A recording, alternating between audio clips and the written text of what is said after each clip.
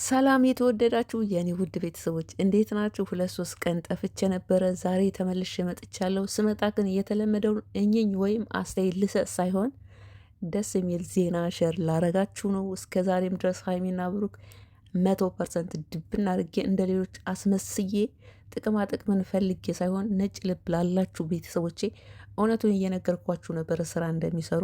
ለማንኛውም አሁን ድራማቸውን አጠናቀው ወደ መጨረሻ አካባቢ ላይ ደርሰዋል። እንሆ ትናንትና ማታ እንግዲህ በቲክቶክ ላይ ሁለቱም ሙዚቃ ተገባብዘዋል።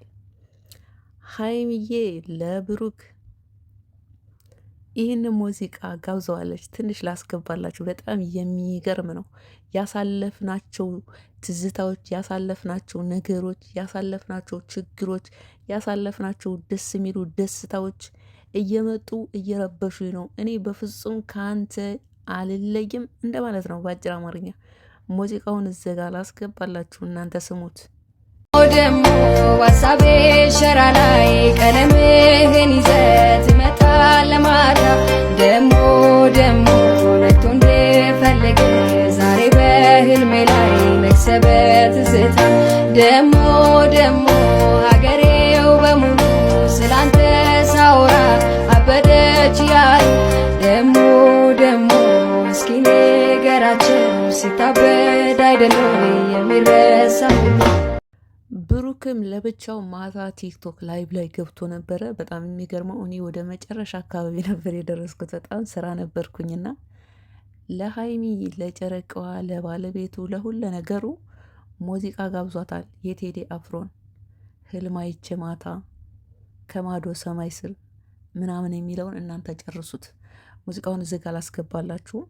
ሁለቱም ሙዚቃ ተገባብዘዋል። ለማንኛውም እንግዲህ በጣም ደስ የሚል ዜና ነው። ሙዚቃውን እዛ የሰማችሁ ሰምታችኋል። ህልም አይቼ ማታ ከማዶ ሰማይ ስር የሚለውን ወይም እዛ ዩቱብ ላይ ሰርች አድርጋችሁ ማዳመጥ ትችላላችሁ። ይህ ሙዚቃ የተጋበዘው ለሀይሚ ነው።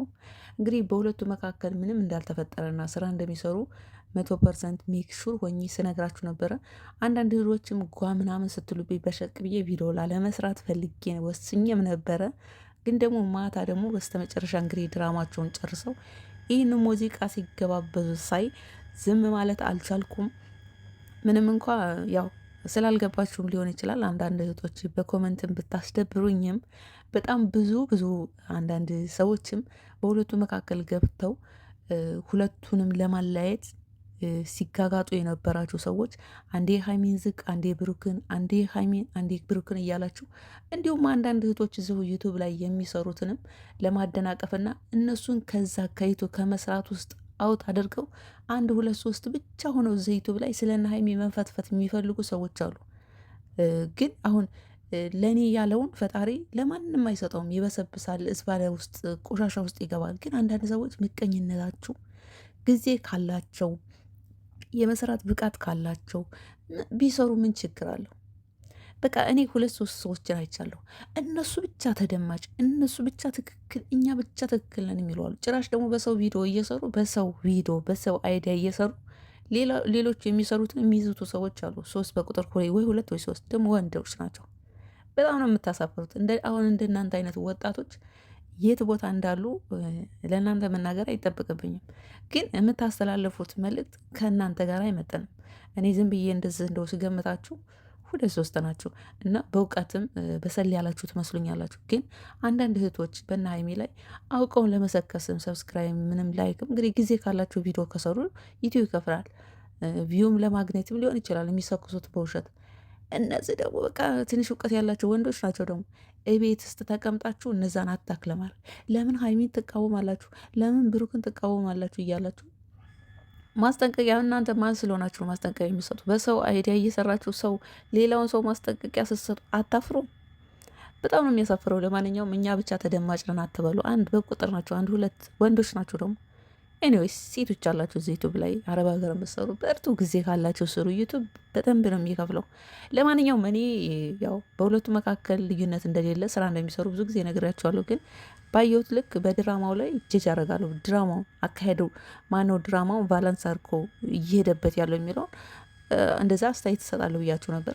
እንደ ድራማው ብሩክ እየሄደበት ያለው ነገር ትክክል ነው። እንደ እውነተኛ ሰውኛ አስተያየት ደግሞ ሁለቱም በተመልካች ላይ ነው ሙድ የሚይዙት።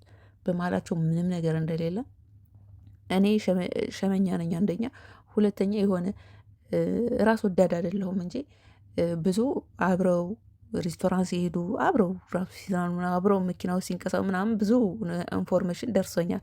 ስልኬ ላይ ግን እኔ እንደ ሌሎች ብዬ አፌን ክፍቼ ዘ ምናምን መረጃ አላወጣም። በጣም ነው የምወዳቸው ሀይሚና ብሩክ በጣም የተግባር ሰዎች ናቸው። ራሳቸውን ጥርሳቸውን ነክሰው ነው እዚህ የደረሱት። ሆነ ለመናገር ምንም በውሸት ሳክስም ቢሆን በተለይ ብሩክ ብዙ ጊዜ እኔ ስተናገር ያለው ስለ ብሩክ ብዙ ሰው አሁን የሚወደውም ለዛ ነው።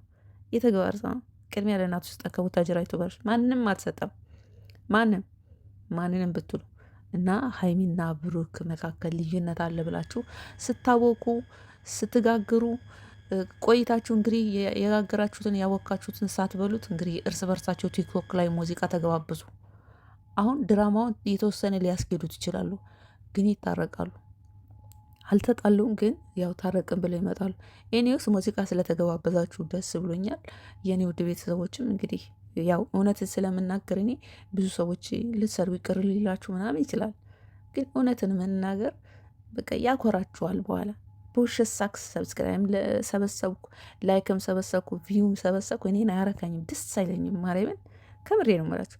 አንዳንድ ሰዎች በቃ በላይክ በምናምን ሰው መሰብሰብ ይወዳል። እኔ ደግሞ ደስ አይለኝም። እንደውም ካልተመቻችሁ ራሱ ላይክ አታድርጉት።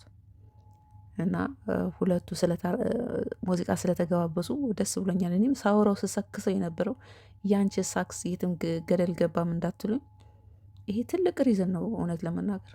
ይመቻችሁ።